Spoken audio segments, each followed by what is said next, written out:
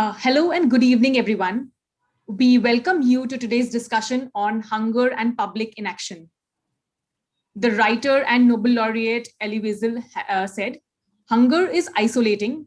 It may not and cannot be experienced vicariously. He who has never felt hunger can never know its real effects, both tangible and intangible. Hunger defies imagination. It even defies memory. Hunger is felt only in the present." To quote again, most of our citizenry believes that hunger only affects people who are lazy or people who are just looking for a handout. But sadly, that is not true. Over 1/3 of our hungry people are innocent children who are members of households that simply cannot provide enough food or proper nutrition. In our country, the problem is not having too little, it is about not caring enough. Incidentally, this quote is not about a poor third world nation. It is Erin Brockovitz's comment on one of the world's richest countries, America. But of course, it is equally applicable to India. In India, recent evidence points to multiple concerns and puzzles related to food security and child nutrition. Our child nutrition indicators have fallen below those of other South Asian neighbors, including much poorer ones like Bangladesh and Nepal. Findings of the 5th National Family Health Survey suggest that child nutrition levels did not improve in the last 5 years, even before the national lockdown. In 2020, the economic recession precipitated by the COVID-19 crisis exposed large numbers of people to food insecurity, even as the already gigantic food grain stocks held by the Food Corporation of India grew by leaps and bounds. While procurement reached almost 90 million tons in 2019-2020, only about 60 million tons were released through the public distribution system and other welfare schemes. Today's discussion is between two veteran and widely respected economists, Professor Jean Drèze and Dr. C. Ram Manohar Reddy. They will talk about the country's failure to address these and other urgent concerns related to hunger, food insecurity, and public policy in India. We are honored to have you here with us today. A very warm welcome to you, Professor Drèze and Dr. Reddy. And thank you so much for joining us. Professor Jean Drèze is a development economist and social scientist. He has taught at the London School of Economics and the Delhi School of Economics, and is currently visiting professor at Ranchi University. His wide-ranging contributions to development economics and public policy in India are well known. He is also active in various campaigns for social and economic rights, as well as in the worldwide movement for peace and disarmament. He is the author of numerous books, of which some recent ones are Hunger and Public Action, An Uncertain Glory, India and Its Contradictions, and Sense and Solidarity, Jholawala Economics. Dr. C. Ram Manohar Reddy is an economist who has been in journalism since the 1980s. Currently editor of the India Forum, he was earlier with The Hindu and subsequently editor of the Economic and Political Weekly. He has co-edited and just published India and the Pandemic, the first year, essays from the India Forum. Over to you, Professor Drèze and Dr. Reddy. Thank you, Insia. Hello, Sean. Good evening. Hello. Yeah, happy to have you here and to speak over the next 45 minutes and then a discussion with the audience. My pleasure. Thank you. If we could begin, with the very idea of public action, to introduce it to those who are listening in. You have been writing about it, talking about it, and if I may say, campaigning for about 3 decades on public action. Public action, by public action, we mean very broadly government action, government services, the attitude of the courts, the media, civil society, and the individual. Okay. Yes.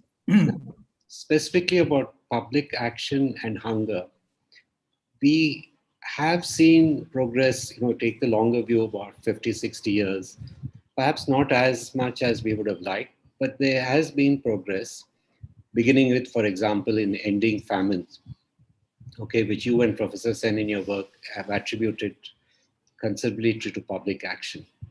But coming to today, uh, and specifically about hunger and nutrition levels, there is a sense that somewhere over the past 5, 6, 7 years, public action has waned, right from the government's concerns and actions to that of the individual, the concerned citizen. Hmm. Do you get a sense of that as well, or am I being overly pessimistic in how I see? It's almost as if people feel that there is no problem of hunger anymore, or we are too embarrassed to admit that even now there is so much hunger around us. Right. Yes, Ram, I think you're absolutely right. In fact, as you know, the title Hunger and Public Inaction was Yeah. decided some time ago, more than a few weeks ago. But as it happens, it's very timely because this week we are seeing an absolutely dramatic, if not unprecedented, example of public inaction. And I refer here to the budget cuts that happened to child nutrition programs, midday meals, ICDS, maternity benefits, pensions, all kinds of things that can actually help to reduce hunger. Before I get to that, let me maybe clarify a little bit further this title. The book Hunger and Public Action was mentioned by INSEA as one of my recent books, but actually it was my first book 30 years ago with Amartya Sen called Hunger and Public Action, not Inaction. And the basic point of that book was very simple, to the point that perhaps it didn't even need to be made, which is that in fields like nutrition, and for that matter, many other things that are very important for the quality of life, whether it's education, health, social security, environment, all kinds of things, you just can't leave things to the market and economic growth. If you want rapid results, then you have to do something. And there are many things that can be done even at an early stage of development, even when countries are still quite poor, to make progress in these fields. That is one of the things that we learned at that time from examples like Kerala and Sri Lanka, and today we have many more examples across the world and from India itself. So that point was, in a sense, a little trivial, but it had to be made because this was the time of, Reagan and Thatcher and withdrawal of the state and so on, and the idea that the state really can't do very much, so it's better to leave things to the market. I think it also needed to be made perhaps because in economics, we tend to take a restrictive view of the scope for public action. We tend to think that it's only when there are market failures or maybe distributional issues that that is a need for intervention. I think that's very narrow because there are a lot of things in social life and economic life that happen outside the markets. I mean, if you think, for example, of the caste system. Caste system is not a market failure. It's a social failure. It's something that happens outside the market, and we have to deal with it through various forms of public action. And similarly, coming to nutrition, if you ask why the undernutrition levels in India are so high, I mean, one of the well-known reasons is that pregnant women don't get good food and rest, and the special needs of pregnancy are not addressed. And that is partly, of course, because of poverty. And if it was only a matter of poverty, you might say, okay, well, if the economy grew faster, that would help to address the problem. But it's also for a number of other reasons. I mean, it's the women not having a good deal within the family. Maybe they are not sufficiently aware of what has to be done at that time, or they may be aware, but they may not be able to do it for various reasons, disempowerment and so on. So again, these things are happening outside the market and they require action if you want progress to be made. Coming to your question, yes, I think in the last few years we have seen abdication, I would say, not just a slowdown, almost an abdication of public action, or at least a government action, which is not the same thing, as you pointed out, in nutrition and related fields. And the most recent and dramatic example of that is the budget cuts that happened this week.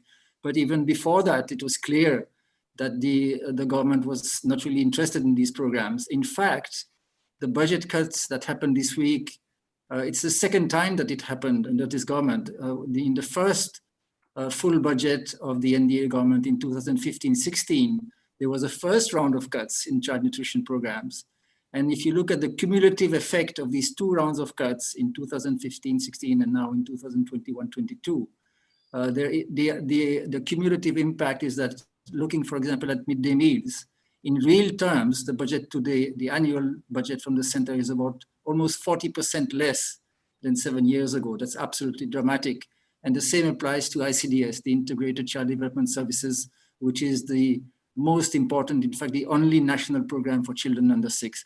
So I think we have seen a pattern of inaction in the last few years. In fact, to some extent, even beginning around the end of the UPA 2 government.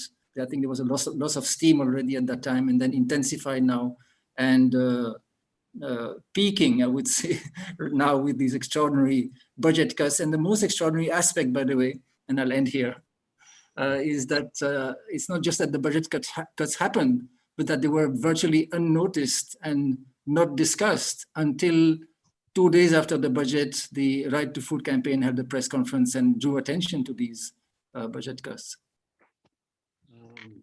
Yeah, I'd like to come back to the budget cuts a little later. But before that, a couple of months ago, the NFHS presented its information on child nutrition. And if I can go back a couple of years, when the data, the NFHS has been presenting this information, I think from 2001, I think every 5 years. And if I remember right, correct me if I'm wrong, in 2015-16, when the information for 15-16 came out, there seemed to have been an improvement over the previous 5 years, whether it is because of the NFSA or the UPA programs at that time, one doesn't know. So when the 1920 figures were released a couple of months ago, and I think for about 10 states, they were quite worrying. Could you kind of tell us, what story they told us, about child nutrition? Yes. Okay. So the National Family Health Surveys, which are a very useful source of information on health and nutrition, actually began in India in the early 90s. The third round happened in 2005-06. And then there was a long interval of 10 years when the survey unfortunately didn't take place. And then the next one was the fourth round in 2015-16. And during that period of 10 years, for the first time, we saw a significant improvement in health and nutrition related indicators. In fact, in a wide range of social indicators. So it was a period of relatively good progress, because relative to the stagnation that preceded. It was still not very rapid in international perspective, but it was certainly an improvement compared to India's own earlier experience. Sorry to interrupt, John. Could you tell us about the measures? Which measures? So we saw, for the first time, we saw significant progress, for example, in weights and heights of children. And if you look at what is called the multidimensional poverty index, which kind of summarizes a range of social indicators, there was a reduction of about 50% in multidimensional poverty between 2005-06 and 2015-16, which is a significant achievement. So there was progress, and that was, of course, a time when the Indian economy was growing quite fast, and also a time of important social initiatives like the Employment Guarantee Act, later on the National Food Security Act, the massive expansion of the Integrated Child Development Services, which was almost universalized during that period, and then the introduction of midday meals and so on and so forth. So we saw both social intervention and social progress. Now, unfortunately, the fifth National Family Health Survey, the early results of which were released quite recently by the health minister, and which was conducted in 2019-20, just before the lockdown, indicates no progress in children's heights and weights in the last 5 years. And that is really worrying. It's particularly worrying that there's no progress in stunting, because if you look at underweight indicators, these are kind of short-term nutrition indicators. So you could always attribute that to a kind of short-term shock. But stunting is a cumulative index of nutrition. And the fact that there was no improvement in stunting of children over a period of 5 years is really very disappointing. And that was before the lockdown. And then we have this lockdown and the crisis that followed the lockdown, and a lot of evidence that in 2020, there was a serious crisis, a very widespread food insecurity, schools shutting down, Anganwadis shutting down, health services shutting down for long periods for many people. And that almost certainly has translated into even higher undernutrition level. And it is against that background that it is so astonishing that the budget for these critical nutrition programs were cut this week at a time when the overall budget was significantly increased. I mean, if you look at the overall budget, it was 30 lakh crores last year, now it's 35 crores, so an increase of about 15%. But the budget for child nutrition programs, and specifically for midday meals, ICDS, and also for maternity benefits, were actually reduced. In fact, if you look at the overall budget of the Ministry of Women and Child Development, it was cut from about 30,000 crores last year to 24,000 crores this year. So it's a 20% cut. I mean, I think that's really extraordinary and almost inexplicable. Yeah, yes, this is worrying. And, this ties in with what I kind of mentioned in the beginning, that we're seeing a retreat of public inaction. I mean, public action. Emergence of public increase in inaction. Yeah. But, there are some things that are puzzling, and, maybe this be a provocative statement. Public action, for example, in terms of provision of LPG under the Ujjwala program, whether the Swachh Bharat Abhiyan, financial inclusion. I mean, I know that there are problems with that. I mean, we know that the gas cylinders are not being used or not being bought as they should be by those who've been given them. We know that many of the toilets that have been built are not used because there's not water, but there has been a change. Now, what is puzzling is that you have public action which gives these three areas a high priority and almost on a mission mode, which previous governments did do. And yet, something like child nutrition, whether the ICDS or the functioning of the Anganwadis or even maternity entitlements, those are kind of given, I mean, almost ignored. Right. The provocative statement I'd like to make is that the programs that have been pushed, whether for gas or for toilets, etc., are for people who have a vote. Now, children and pregnant mothers, they don't seem to count. Would that be a very cynical way of seeing things, or? I think it is certainly a story.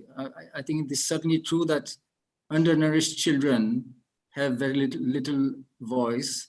They are twice removed from the levers of power, because firstly, they belong to poor families that hardly have a voice themselves. And then within the family, they don't have any voice either. So I think that is true, but that was true earlier as well. I mean, that would not explain the abdication that has happened in the last few years compared to what was going on earlier. I think the new initiatives that we have seen, some of them are valuable, and I would not disparage the fact that there has been, for example, a lot of progress in sanitation, and that would also contribute to better nutrition. And actually, these initiatives show once again what we have been trying to say all along, which is that when you actually do something and you put your heart in it and the resources, not just the financial resources, but also the political resources, most of the time you get some results. I mean, that is really what we have to see. And I think it's important to see that, because we should not be cynical about the possibilities of public action. There's a bit of a tendency in India, and for that matter elsewhere, of being cynical about public services. And it comes from both the left and the right. I mean, the right is cynical because they want the public services to be privatized. And the left generally because they're in the opposition and they don't want the government to get any credit for anything. And many of the criticism are often absolutely valid. Nevertheless, when we take a long view, we do see a lot of progress in India, at least in most states, in the provision of many kinds of public and social services. And there are vast possibilities of doing even better in the future. So I think that possibility is well demonstrated. The problem today is that the most essential services, as you pointed out, are not being backed anymore by the government, maybe just because they don't like to adopt what was initiated earlier. I mean, as soon as the NDA government came to power, in fact, there was an attempt to undermine the NREGA, the Employment Guarantee Act, and restrict it to specific districts and so on. And there's been no support at all in the last few years for midday meals, even for maternity benefits, for ICDS, for pensions. I mean, social security pensions are so important for poor people, and the pension programs are quite good. There's not much corruption. The administrative costs are low. The money goes directly to the poorest people. So these are all programs that should be expanded and consolidated, and for which there's quite a lot of evidence that they work and that they do provide very valuable support to poor people, but none of them have been actively supported by this government. There have been some new initiatives, some that are, I feel, overrated, like the so-called financial inclusion, others that are, I think, quite useful, like the expansion of sanitation. But overall, I think a failure to give adequate attention to the most critical basis of the quality of life, namely health, education, and social security. Yeah, again, talking about public action, we have been focusing on government inaction. But here, I mean, there is a larger community which seems to have stepped back. For example, the courts, which were active in the early part of this century on child nutrition, if I'm not mistaken, they took the lead in the ICDS. They have not been saying anything. And the media, I mean, take the example of the budget. I mean, the media has been screaming itself hoarse about the increase in capital expenditure, the stock market, the bold decisions. But as you said, it took 2 days before they started talking about this, and essentially because of the campaign. So it isn't just I mean, what I'm trying to say is that somewhere there's a broader inaction on the part of society. The government is driving that agenda, but the courts, the media, and perhaps even citizens, they don't seem to care. I mean, if I can that strongly. So, I mean, how does one, address that? Other than there are civil society organizations. Sorry, yeah. So I think what you're saying is basically correct. I think it's part of the larger effort of the central government to control all the democratic institutions, including, as you said, the court and the media and so on. And the success it has achieved in that respect applies in particular in this field. We should remember, however, that we have been talking so far mainly about the central government, but at the level of the states, there is still a fair amount of action. I mean, talking, for example, of Jharkhand, where I live, we are still able to get the ear of the government from time to time for these kinds of programs. And I don't think we should surrender at all. I think that we also need to be more organized and more vocal. And I think if we were, we would still be able to persuade the government to continue consolidating and expanding many of the critical public services and social programs. Turning to a different aspect of public Sorry, if you can add, you also made a very important point, which is about the lack of concern among the privileged in Indian society for the unprivileged. I think that is certainly an important pattern and an important obstacle to faster progress in this field. I think that reflects the pervasive inequalities of Indian society and the very wide social distance that separates the privileged from the underprivileged, because the distance is not just the economic distance. I mean, the economic distance itself is very large. I mean, the rich are really very rich and the poor are extremely poor. So the inequalities are absolutely enormous, among the largest in the world. But on top of that, we have other social inequalities of caste and gender, especially of caste, which create further social distance. So I think that makes it difficult for a lot of people to empathize with people who are facing problems of food insecurity and hunger and so on. And that, of course, doesn't help to create a strong constituency for more public action in this field. Yeah, we've been talking about child nutrition. I'd like to, before we start winding down, two aspects. One, first, on maternity entitlements. Yes. It's an important program, which was began, I think, in the late 90s, early 2000s. And that also seems to be neglected both by the center and perhaps by many state governments. Could you tell us a bit about what is happening Right. there? Okay, so that's again a very dramatic example of public inaction going back several years. For those who are not familiar, under the National Food Security Act 2013, all pregnant women in India are entitled to maternity benefits of 6,000 rupees per child for all births.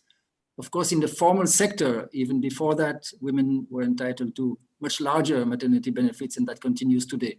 But that's a very small minority of women. The vast majority of women have limited entitlements to maternity benefits under the National Food Security Act. Now, of course, 6,000 rupees per child is not very much, but nevertheless, it can help. And I think that the principle was very important of universal maternity benefits. And once that principle is accepted, then you can hope that the quantum of the benefits will be increased over time. And indeed, some states have already done it, notably Tamil Nadu. Unfortunately, these entitlements, which are legal entitlements, were ignored for a full 4 years. So between 2013 and 2017, there was nothing. And then finally, in 2017, half-hearted scheme was introduced. In fact, if you look back at the history of it, it's quite interesting, because what happened is that after demonetization on the 31st of December 2016, Prime Minister Modi made a speech where suddenly he mentioned that maternity benefits would be provided to all pregnant women without mentioning the National Food Security Act. This was a time, of course, when people were suffering under the consequences of demonetization. So it was a kind of sop, if you like, that was being offered to people, or so it sounded. Anyway, the point is that in pursuance of that announcement, a scheme was introduced in 2017 called Pradhan Mantri Matru Vandana Yojana. But it is restricted to one child per family and with reduced benefits of 5,000 rupees instead of 6,000 rupees. And on top of that, the formalities are quite complicated. You know, the women have to fill long forms and provide their Aadhaar card and bank account numbers and other documents, and even their husband's Aadhaar. The bank account has to be linked with Aadhaar. The demographic details in the bank account have to match the Aadhaar card and all kinds of things. And the consequence of that is that the actual coverage of this scheme is still very limited. I think that was a big missed opportunity, because if the benefits had been extended to all women as per the National Food Security Act, it would have been a very popular scheme, and it could have been very successful, especially if the formalities also had been a little simpler. Instead of that, we have now this half-baked scheme with limited coverage, limited public awareness of it, a lot of problems with glitches in the payment systems also.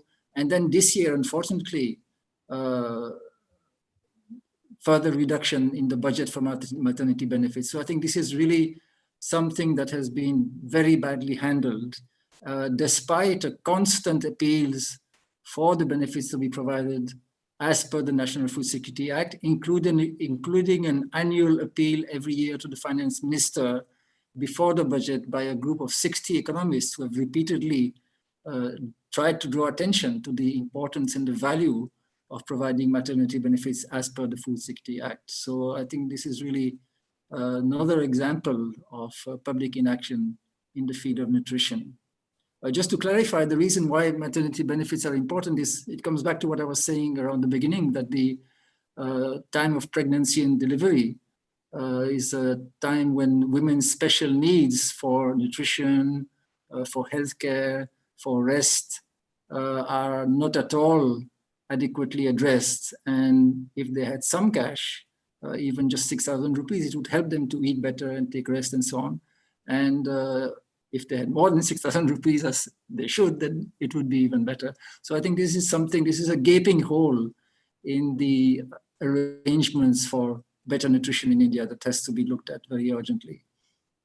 And this has a direct impact, obviously, on child nutrition. That if you know. That's right. Yes, because there's a lot of evidence that Yeah. weight gain in pregnancy tends to be associated with higher birth weights for children, and that in turn is associated with better nutrition. The weight gain in pregnancy in India is astonishingly small. I mean, by the end of their pregnancy, Indian women on average have a lower weight than African women at the beginning of their pregnancies. I mean, it's that bad. So there's really a big gap there that has to be looked at. Turning now to another aspect of, one of the successes of public action, as it were, is really the public distribution system. I know it is heavily criticized, and many economists have said that it should be shut down, etc. But it has grown, even if it has been focused until recently on only a couple of crops. It has grown. It has done a huge amount to helping nutrition. And new states, especially Chhattisgarh, Orissa, have expanded their PDS. But recently, you have been writing about the challenges of managing the food economy. That food production has grown, consumption hasn't grown. There is imbalance there. There is also a difference between procurement and distribution. Could you tell us a bit about that? Right. So about the PDS, you called it a success. That's a strong word. I think there's still some way to go, but it's certainly working a lot better than it did just a few years ago. And it's certainly doing a lot of good. I mean, we have seen it especially last year during the lockdown and the recession that happened after the lockdown. I think if it had not been for the PDS, the public distribution system, we would have seen even more hunger and undernutrition than we have seen. I mean, for poor people, it's really a lifeline. Of course, there are still significant numbers of poor people who are excluded from the PDS, but the numbers of excluded people is very much smaller than it was before the National Food Security Act. And the leakages are also much smaller, so now people tend to get the bulk of their entitlements. And there's quite a lot of evidence that they did get the bulk of their entitlements during the lockdown.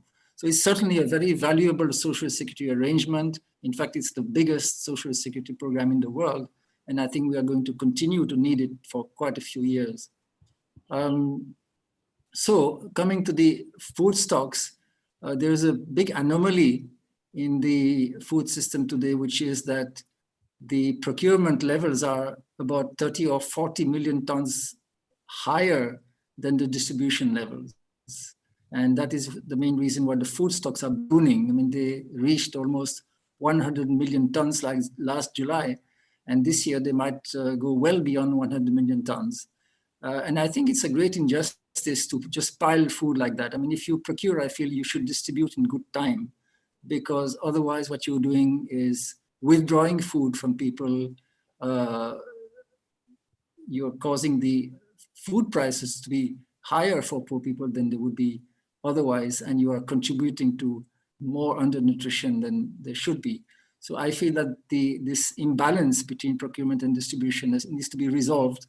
And in the short term, the obvious way to do it, if not the only way to do it, is to increase distribution, because procurement is not going to come down so soon. And we have good reasons in any case in this crisis situation to expand distribution.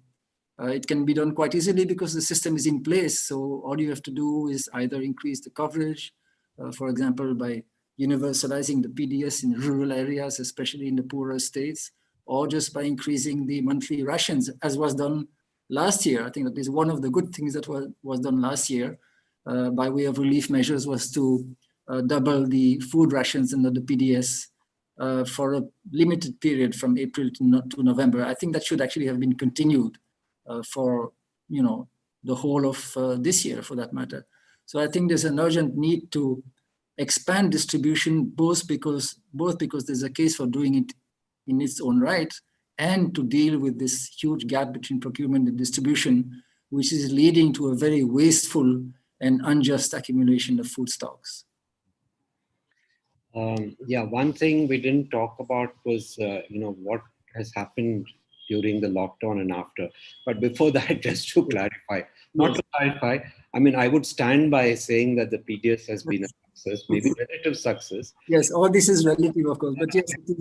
Let me elaborate. I'm partly because it's so common to hear it being slammed, that one must highlight success. Right. And I was old enough during 1965-66, during those drought years, to see what the absence of a public distribution Right. system Absolutely. to hunger, so in some sense, well, yes, there are many holes, there are many problems with it. But anyway, It's certainly a success in many states. I think there are still a few states like UP and Bihar where success would not be the right term, but I think it will be a success, hopefully, in all the states very soon.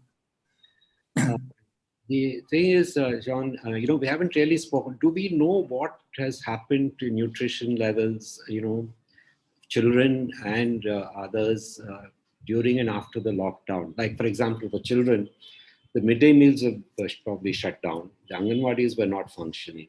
Right. Have there been any kind of surveys to give us some idea of, what has happened and what we should be doing, and which hopefully will make the central and state governments sit up and, go Right. much further than they are doing now? So a lot of household surveys took place in 2020, maybe more than ever before in India. Not by the government, unfortunately. The government should really have done it, but it was done by all kinds of civil society organizations and research institutes. So the Azim Premji University has a catalog of more than 75 household surveys that happened in the last 12 months. And many of them have information on food intake and food security. And the pattern is the same in almost all the surveys, that there are all kinds of indications of higher food insecurity and enhanced undernutrition during and after the lockdown. I mean, for example, there was a survey in the month of June of migrant workers who were returning to Bihar, and a majority of them said that at that time they were finding it difficult to ensure that all members of the family get 2 square meals a day. I mean, it's that kind of insecurity. But what is more striking than that is that that continues today. The latest survey called Hunger Watch, carried out by the Right to Food Campaign, which was a survey of thousands of very poor people across the country, found that 2/3 of these respondents said that they were still today eating less or less well than they used to do before the lockdown. So this is important to understand, that the crisis continues. We have evidence of that also from the recent Azim Premji University survey, which found that a lot of people are still, in fact, if you look at the people who in the informal sector were employed before the lockdown in February 2020, on average, today they are earning half of what they used to earn. This is a dramatic indication of the fact that the economic crisis continues, at least for the informal sector. So if you add up this evidence, plus the fact that the schools and Anganwadis were closed, the midday meals discontinued, although some states did make efforts to replace them with things like take-home rations and or cash, but these efforts were not very successful. Plus the fact that there was also a discontinuation of health services for most people for a long time. I mean, it's almost obvious that this would translate in higher levels of undernutrition among children. So that we really have reasons to be very worried at this time. Also, if we remember that even before that, the levels of child undernutrition in India were among the highest in the world. I mean, you really have to go to countries like Niger or Yemen to find more undernutrition among children than we find in India. So starting from that disastrous baseline, and now with this increasing food insecurity and hunger, we have every reason to give very high priority to public action in this field. And instead of that, we have these budget cuts that were mentioned earlier. One last question, John. This is again something that you and Professor Sen have often written about. And this is the question of what you call the Indian enigma. In different respects, you've been talking about it. Even earlier that, for example, even with similar levels of per capita income, sex ratios in many sub-Saharan African countries are much better than in India. Levels of sanitation used to be at least better than in India. Now, there is this thing about nutrition levels, that how is it that given our per capita income levels, which, are not, they are not high income, not even upper middle income, And yet, our nutrition levels among children, larger population, are much poorer than in many other countries. Any speculations about this enigma? I mean, Right. it's right to highlight it that it is an enigma. Right. Rather So, word to use, but yeah. yeah. So let me explain this enigmatic expression, Indian enigma. Uh, what many people would know about is the so-called South Asian enigma. This is a term that goes back to an article that was written, I think, in 1996 by nutritionists who drew attention at that time to the fact that the undernutrition levels, and particularly the child undernutrition levels in South Asia, were much higher than in many other countries, including African countries, at a similar level of per capita income. So there was a kind of enigma about why the undernutrition levels were so high in South Asia. What we are seeing today is not only that this so-called South Asian enigma continues, but now there's a kind of enigma within South Asia, which is why is India falling behind other countries? Because the child nutrition indicators are now much worse in India than in all of the South Asian countries, including Bangladesh and Nepal, which are much poorer than India. Now, the South Asian enigma was explained or sought to be explained to some extent by invoking the role of gender inequality and the disempowerment of women in South Asia. And I think that was quite a plausible explanation. I've already referred to the issue of weight gain and the fact that the weight gain in India is so small compared to African countries. So I think that is still a part of the explanation, and that could also, to some extent, explain the Indian enigma, because now the gender indicators in India are much worse also than those of other South Asian countries, with the partial exception of Pakistan. But if you compare, for example, with Bangladesh, I mean, all the gender-related indicators, whether it's the sex ratio in the population, the female labor force participation rate, gender bias in education, in all these respects, Bangladesh is doing enormously better than India. And that would certainly help to explain why child nutrition is better in Bangladesh than India, because of course, women play a critical role in child nutrition. I mean, they provide the food, they take care of the children, they give birth to them, they are the ones who are eating during pregnancy and so on and so forth. So naturally, that would be a big factor. I have a feeling that ultimately, the Indian enigma is not just about gender inequality, but also about other forms of inequality, including especially the caste system. Uh, the caste system makes many things more difficult. I mean, any kind of local public service, including the schools and the Anganwadis, can be quite difficult to run in a divided society where there's not much solidarity between different castes. For example, if you have an Anganwadi, a childcare center in a village, I mean, if you put it in the Dalit neighborhood, then the upper caste children may not come. If you put it in the upper caste neighborhood, then the Dalit children may not be able to go to the childcare center. So all kinds of things can be more difficult.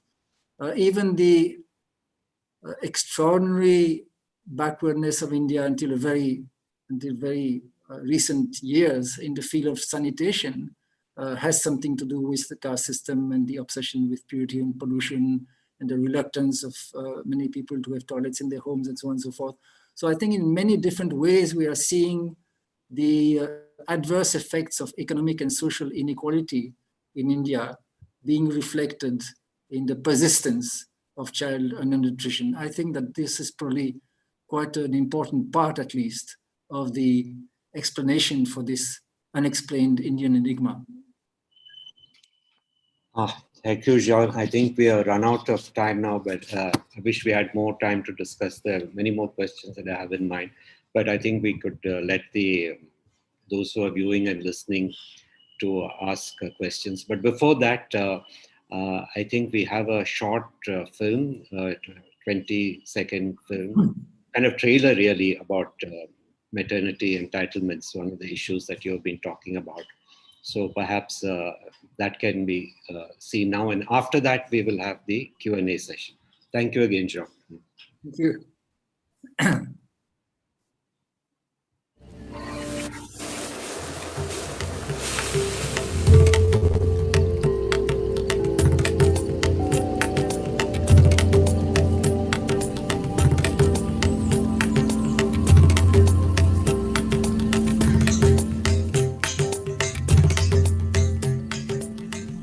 Late से किए ना operation, तो पूरा खून मेरा बह गया था। कभी कभी जचकी के बाद मर जाता था बच्चा, अच्छे से जचकी नहीं हो पाता था महिलाओं का। ऐसा हमारे साथ नहीं था, जमीन मन्नत उधार किया था, कम से कम 80,000 तक खर्चा हुआ। घर में जो पानी परवर होता है वही खाते हैं, जैसे जुगाड़ जोन दिन हो जाता है। गर्भवती माता को पौष्टिक खाना जरूरी इसलिए है कि माँ भी और बच्चा भी स्वस्थ रहे। सरकारी में गए गांव वाले हॉस्पिटल में, तो वहाँ भी बोले कि अब नहीं हो पाएगा, अंबिकापुर ले जाओ। सरकारी डॉक्टर ने कहा था कि यहाँ ठीक नहीं होगा, तुम प्राइवेट में लेके जाओ। जो पैसे मिलते हैं अभी 5,000 रुपये, वो पर्याप्त नहीं है। मिलेगा तो पैसा बोल रहे, तो अभी तक नहीं मिला। मैं ये सोचती हूँ कि ऐसा क्यों कि एक ही बच्चे में पैसा दिया जाता है। अब कब फायदा होता, मेरा बच्चा है, उन लोग को खवाते हैं, पैसा अगर मिल जाते, अगर निकले रहती तो। अब निकला ले नहीं है तो क्या। मेरे को तो लग रहा था कि मैं अब नहीं जीऊंगी जैसे।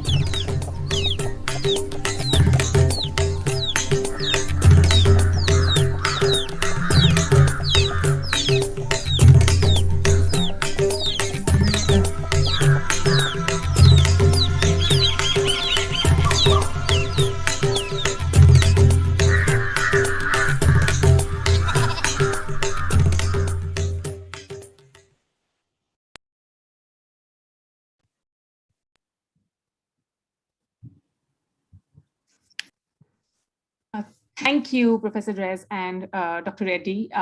We have been getting several questions on Zoom and YouTube. I will now put them forward to you.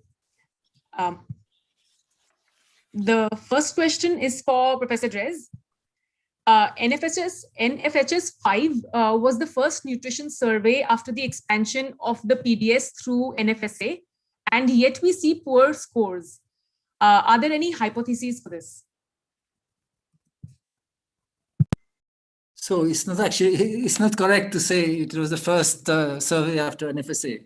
The first NFHS survey after NFSA was the fourth National Family Health Survey in 2015-16.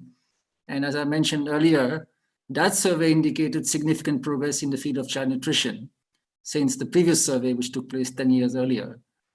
So now, of course, you cannot really credit NFSA for most of that because NFSA came in 2013, but nevertheless, it was a period of progress. So NFSA came in at, in the middle, not quite the middle, but around the end of that period of progress.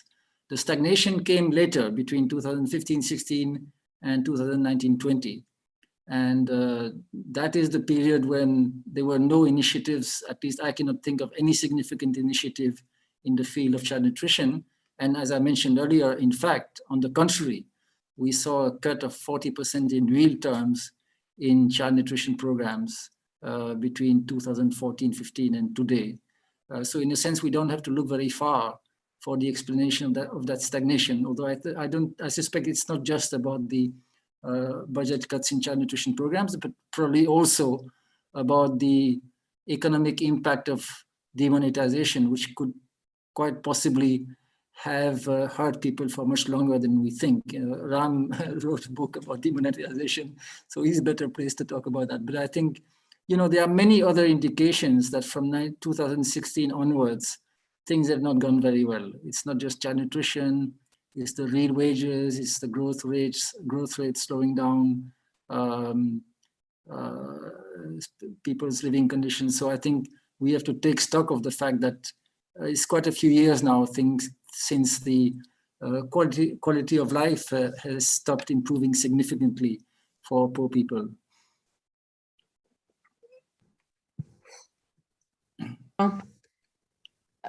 The next question is from Shomitra Roy.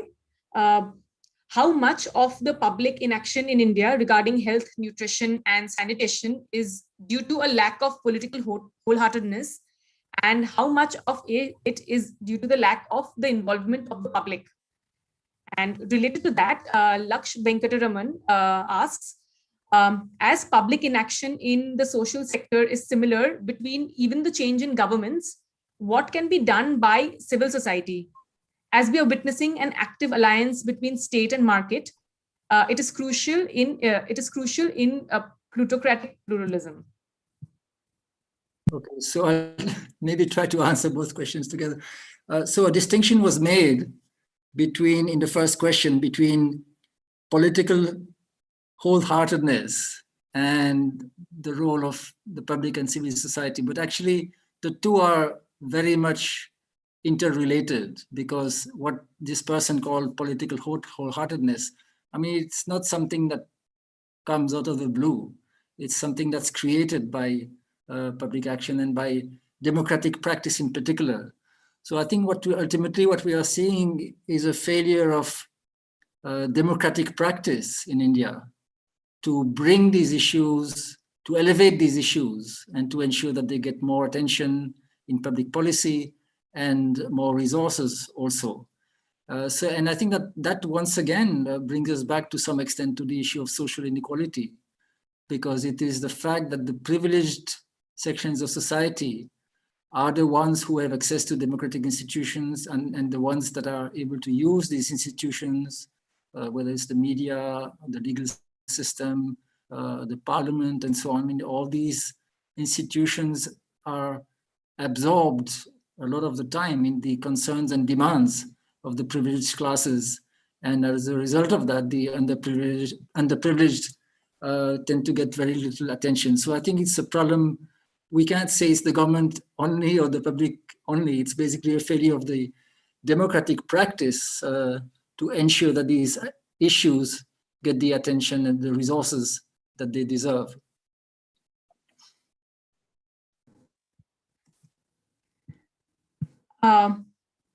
How does public inaction tie with the budget cut of rupees 6,000 crore on education, out of which 5,000 crore is for school education? And another attendee asks, this budget cut is definitely a cause of concern. However, in India, the delivery of services, that is the issue of governance, also involves many problems. What are your views? Right. I'm glad that the first question was asked, because it's absolutely true that there was a cut of 6,000 crores in the Department for School Education. Again, a very extraordinary step to take, not explained, not discussed, hardly noticed. So I think it's the same pattern as what we have discussed in the field of nutrition. I mean, in the field of education also, there's an urgent need for action, especially because children have been out of school now for a year. Some of them have been able to continue a limited form of study through online courses and so on, and smartphone, but the large majority of poor children have been basically out of school, and they may not even come back so easily. So it's a time when we have to really focus on education, try to revive the education system and improve it. And in that context, to see a cut of 6,000 crores in the budget of the Department of School Education, when the size of the overall budget, as I mentioned, increased by 15%, I mean, it's really extraordinary. So it's the same pattern, and I think the explanations are the same nature, that all these issues tend to be marginalized, partly because the people who have a stake in these programs don't have much of a political voice or political power. The second question was about governance, and yes, absolutely, we need constant efforts to improve the efficacy of these programs. I think some progress has been made in that respect. You know, if you look at India's social security system in the informal sector today, I think it is based on 6 important programs. One is the PDS, first and foremost, very important, as Ram rightly emphasized. The NREGA, the Rural Employment Guarantee Act. Then pensions, mentioned earlier, very important for old people, widows, and disabled persons. And then for children, midday meals and ICDS. And then finally, maternity benefits. So these 6 programs are all programs where we have seen very significant improvement in the last 10, 15 years. I think NREGA is the one that still requires a lot of efforts, and where there are still big issues of corruption and inefficiency. But I think what has been well demonstrated, especially by some of the more active states, not just the usual suspects like Kerala and Tamil Nadu, but also other states, Himachal, Chhattisgarh, even Orissa, very poor states. These states have demonstrated the possibility of making these services work in very large measure for poor people. So I think we have every reason to persevere and to have faith and hope in the possibility of making these programs work even better in the future than they are today. So yes, we need reforms of all kinds. We have seen dramatic reforms in the PDS in the last few years. We need similar efforts to try to improve the implementation of the NIGA. But I think we can have confidence that it can happen if we focus on this and make efforts to improve these programs. Thank you. Shekhar CSC asks, since maternity benefits are statutory entitlements under the NFSA, aren't they justiciable by approaching the judiciary? Yes, absolutely. In fact, there's a case in the Supreme Court on this, which has been going on for quite a few years. Unfortunately, the Supreme Court is not taking much interest, and the hearings have been very, very slow and wide apart. So there's been very little progress in arriving at a judgment or an order on this. I think this is quite astonishing. In fact, I think the Supreme Court should be proactive on this and tell the government clearly that you have to implement the law. You know, just to clarify, the law says that these entitlements are subject to a scheme to be framed by the central government.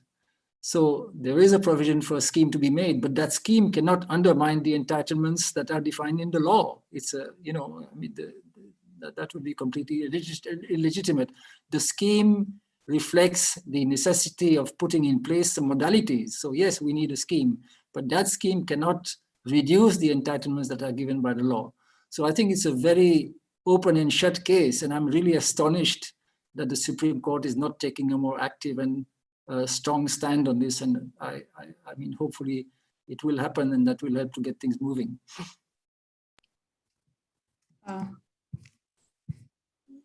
Someone asks, what is the impact of NFSA on PDS? How far has the Act helped to reform the PDS? That is, to what extent are the trickle-down benefits reaching the poor? Right.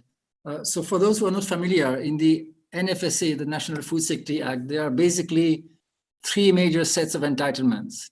One is to the PDS. So it entitles, it requires the coverage of the PDS to be extended to 75% of the rural population and 50% of the urban population, with entitlements of no less than 5 kilos per person per month at 3 rupees for rice, 2 rupees for wheat, and 1 rupees for millets. The PDS had already started improving in large parts of India before the NFSA. It started in around 2005-06 in states like Chhattisgarh, where the PDS now works really very well. I mean, that's one state where I would agree with Ram that it was a success, in fact, a dramatic success. And then it started improving in neighboring states, in Orissa, to some extent, even Madhya Pradesh and Jharkhand. But the NFSA, I think, has accelerated the pace of reforms and of improvement. So I think the last few years, since 2013, when the NFSA came into force, have been a time of accelerated progress in PDS reforms and the efficiency of the PDS. The second set of entitlements is for children, the midday meals in the schools and in the Anganwadis, the childcare centers.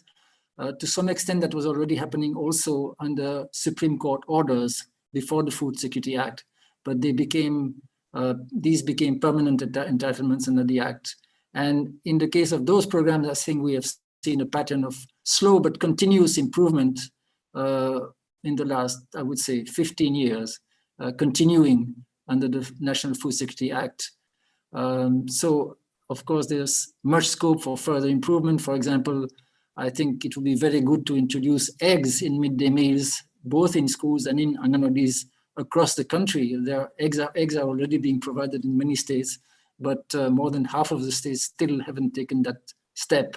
So there are still many possibilities of improvement, but I think we are seeing a trend at least of slow improvement over time. And the third entitlement, which in a way was the most important innovation in the Food Security Act, is the entitlement to universal maternity benefits. But as I explained earlier, unfortunately, that has not been taken seriously at all. And to this day, these entitlements are being violated.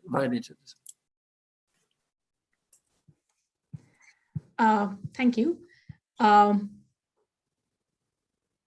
Another important reason for the Indian enigma is the absence of animal foods in the diets of Indians.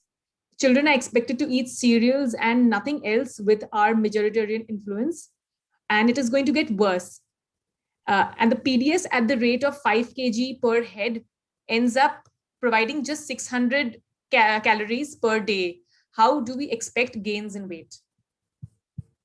So I think this is a possibility that the low consumption of animal protein has contributed to the Indian enigma. And that is one reason why I'm mentioning eggs in midday meals and anganwadis, not just for children, but even for that matter for pregnant and nursing women, because that would contribute some animal protein for their diet, and not just animal protein. In fact, eggs are really a superfood for growing children. They contain almost all the essential nutrients except vitamin C. So that is one thing we can do. It is certainly true that cereals will not serve that purpose. Cereals help, firstly, in making sure that nobody is hungry, number one. Number two, it is a form of economic security, that there's something to fall back on, and that was very important, in particular last year during the lockdown.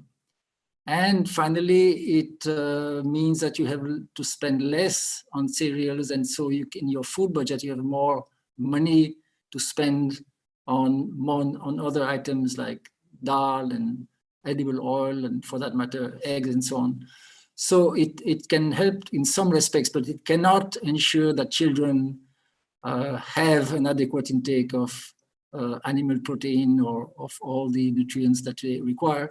And that's why we also need more direct form of intervention like these midday meals. Thank you. The next question is for Dr. Reddy. Their importance, why do you think these progressive and massive budget cuts in health and nutrition and education have not been given adequate attention in the media?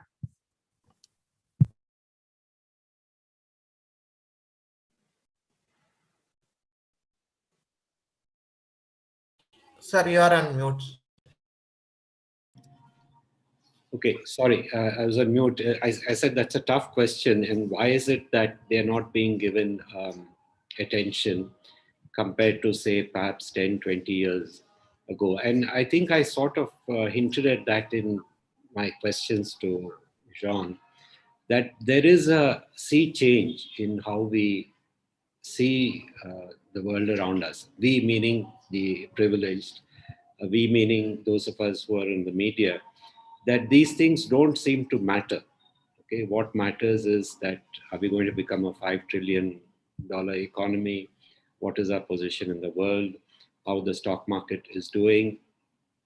And this is linked, in my view, to a further widening of inequality in all senses within Indian society, between those who are not just rich, but those who are well off, who are able to make something of their life, and those are not able to. There was this old thing that there are two Indias.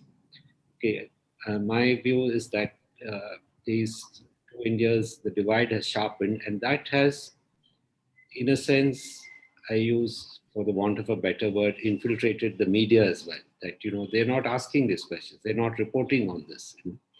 So that is my answer. That the media is become, in a sense, a reflection of larger society, and it is ceasing to ask questions that matter. I mean, you just have to look at, if you have the newspapers from 10 years ago or 5 years ago, just look at today's paper 10 years, 5 years ago, and look at today's front page, and you will see what I mean. Not that issues have become unimportant, but the media has stopped reporting. stop talking about these issues. Can I add one point? Hello? Please, yeah, go ahead. So I agree with Ram. I'll just add, something about the economics of the media. The media, as Noam Chomsky pointed out long ago, is not selling news to the public. It is selling the public to the media agencies. And that is more and more true today. And one consequence of that is that those who have purchasing power matter much more to the media than others, because they are the ones who are going to buy the products that are being advertised. So they are being targeted in particular. And so therefore the underprivileged don't have much importance at all. And the issues that are being covered in the media reflect the interests and the concerns of that privileged audience of people who have purchasing power. I think that is also part of the explanation. So the so-called middle class in India, which is actually the upper class, has created a kind of world of its own. And it is on that class that the media tends to focus more and more, I think.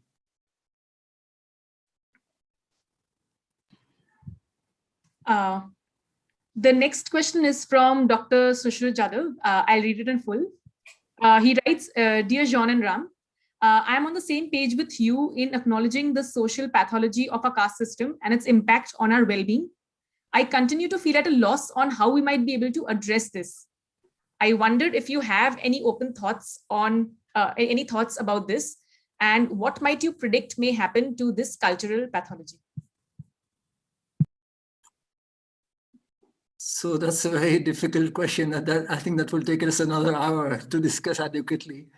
Well, I think that the caste system is to go, and obviously we count primarily for that on the underprivileged caste to be more demanding, more vocal, more organized, and to fight for their place in society. But I think that the upper castes also have a responsibility that they're completely abdicating. I think they're leaving the entire struggle to the so-called lower, rather the lowered castes.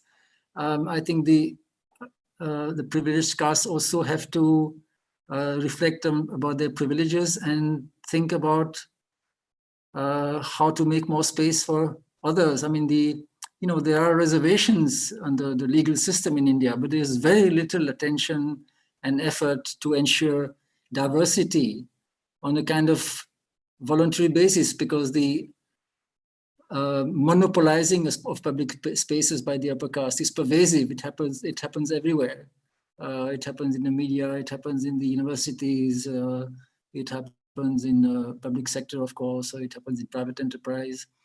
So I think that in addition to the legal provisions for reservation, we need to have a constant voluntary attention to diversity and try to be more inclusive in all spheres of life. So I think that we need both the struggle of the underprivileged for their rights and also more effort on the part of the privileged to give space to others and to be more committed to social justice.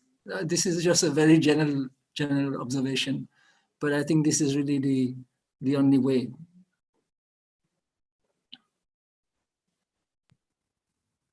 Thank you, Professor Drez and Dr. Reddy. We are unfortunately out of time, and thank you very much for answering all the questions and for the talk. I'll now request my colleague Moina to take over. Thank you. Professor Drez and Dr. Reddy, thank you so much for that eye-opening and very thought-provoking discussion, which challenges many of our preconceived notions about hunger, malnutrition, public policy, civic action, and democracy itself. But as you very rightly said, that despite everything that is wrong, it is vital that we do not become cynical. All colleagues at Orion Black Swan who have been involved in today's event before and behind the scenes Thank you. All members of the audience who have joined us today, and to those of you watching us live on YouTube, a very big thank you. We do hope you have enjoyed today's discussion. Those who registered but could not attend can always watch it on YouTube, where all our earlier discussions are also archived.